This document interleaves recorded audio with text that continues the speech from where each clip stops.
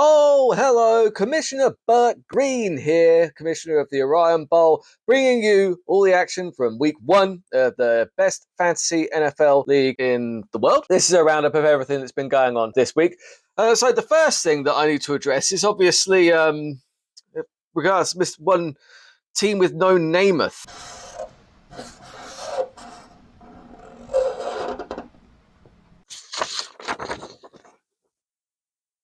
Huh? We played week one.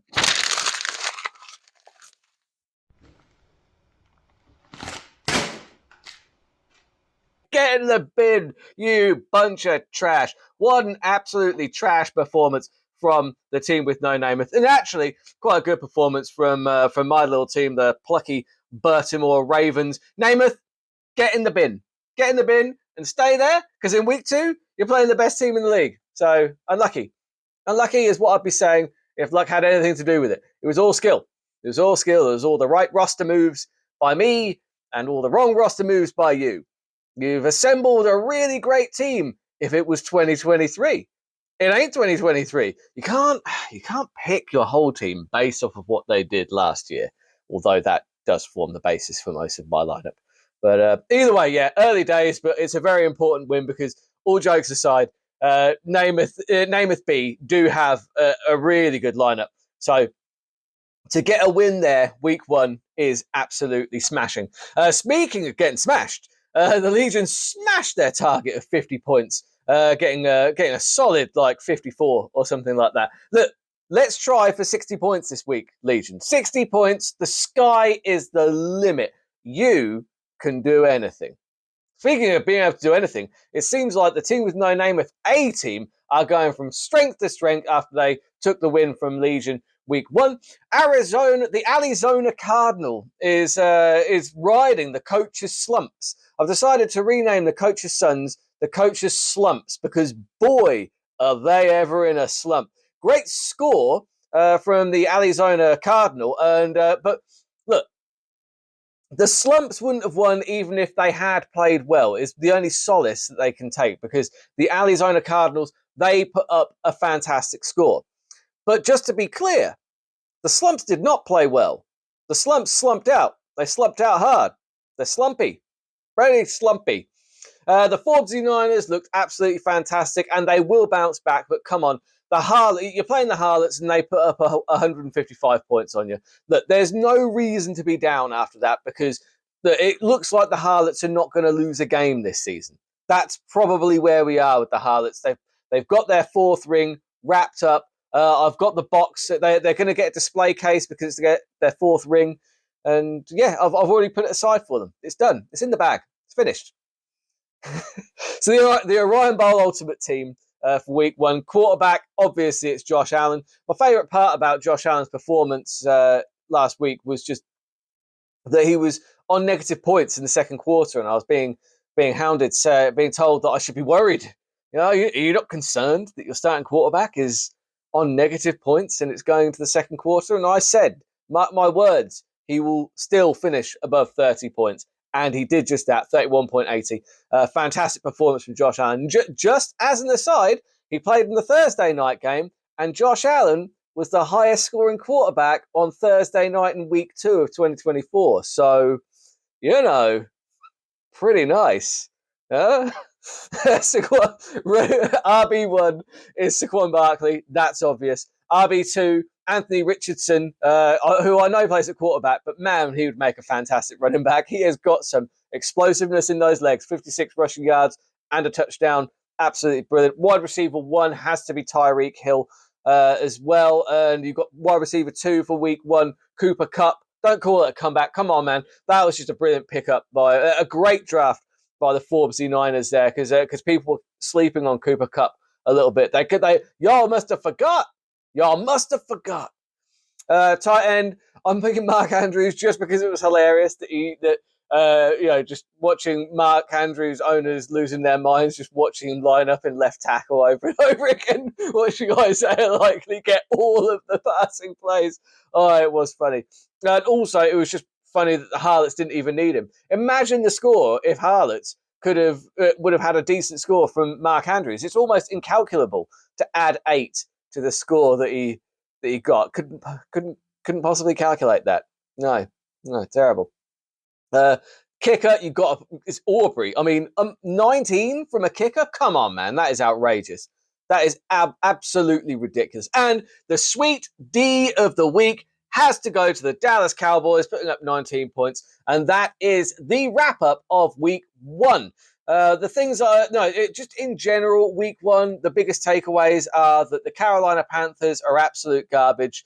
They're starting to look like the Jets have done for the past decade. And also, speaking of the Jets, even though we lost to San Francisco, I do echo Coach Salah's sentiments that I feel better after that performance being 0-1 than being 1-0 last year, because just the fact that the Jets played well. They looked good on offense. They looked very, very good.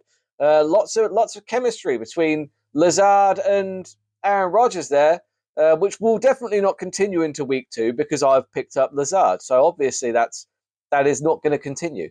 And so, speaking of week 2, let's have a quick look at the predicted matchups and such. So, the Baltimore Ravens against Legion of Hot Trash. Now, Josh Allen is, my QB1. He's my elite of the elite. He was the highest scoring quarterback on Thursday night. Still didn't break 10 points, though.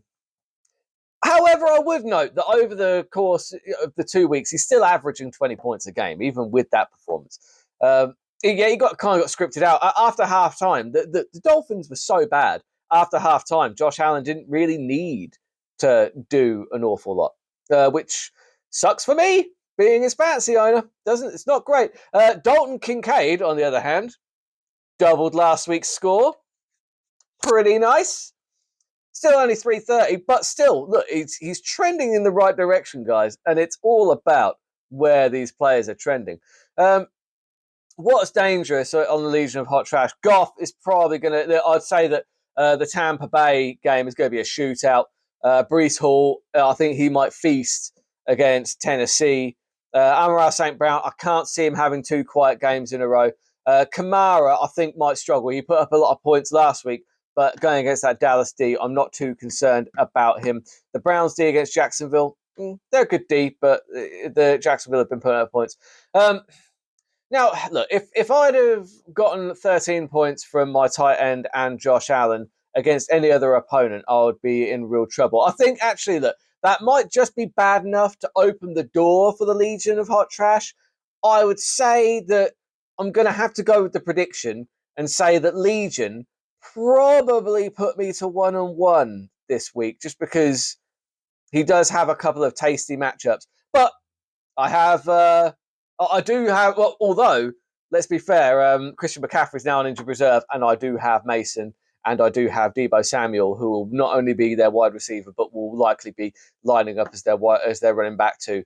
But that being said, Legion of Hot Trash, I think that you might get away with one here. But I'm not concerned for the season. I think overall in the season, my team is going to do quite well. Then we move on to the team with no Namath against the Danistray Gorillas. Just to be clear, this is the team with no Namath, B team, taking on Danistray Gorillas. Daniels is going in this week against the New York Giants. That is a good shout because the New York Giants could not stop anything last week. It was woeful. It really was not great. I got Antonio Brown, AJ Brown rather. He should keep calling Antonio Brown. AJ Brown should play. CeeDee Lamb is not going to have a second quiet week. I think Laporte is going to have a good week this week as well. But then you've got Pat Mahomes, Ezekiel Elliott. Ezekiel Elliott is the running game in Dallas once again. I'm not a big fan of London. Kittle's there. Pollard. 49ers D against Minnesota. It's going to be a close one. But I think the team with no Namath slipped to 0-2, and they stay firmly in the bin where they belong. And now let's move on to the team with no Namath, A team, taking on the coach's slumps. So Lamar Jackson and Josh Jacobs still to play. James got put up 27.5. That is fantastic. And then the Bills D as well put up 18 points. So the team with no name as A are looking pretty good to continue the coach's slumps, almighty slump. Murray, Robinson, look, you've got some good players there, but Christian McCaffrey's now out. He's likely to go on injured reserve. Thank you very much. How's that bench warmer looking now, Suns? Or slumps, should I say? Yeah, how's that bench warmer? Anyway, I'm not going to go. Isaiah Likely is not going to be enough to save you, frankly. And I think that the team with no name, with A team going marching on. The Arizona Cardinal has also had an impressive start from Devon A-Chain, the only positive aspect of the Miami Dolphins from Thursday night. It certainly wasn't, I'm going to intentionally just dive headfirst into Hamlin Tua. That was such a weird move. It almost looks intentional. You've got such a history with head injuries. Why would you dive headfirst into the defender? Like, it was like Hammond was basically standing still. Like that was so weird. Anyway, back to the game. Richardson, I see him linking up with Alec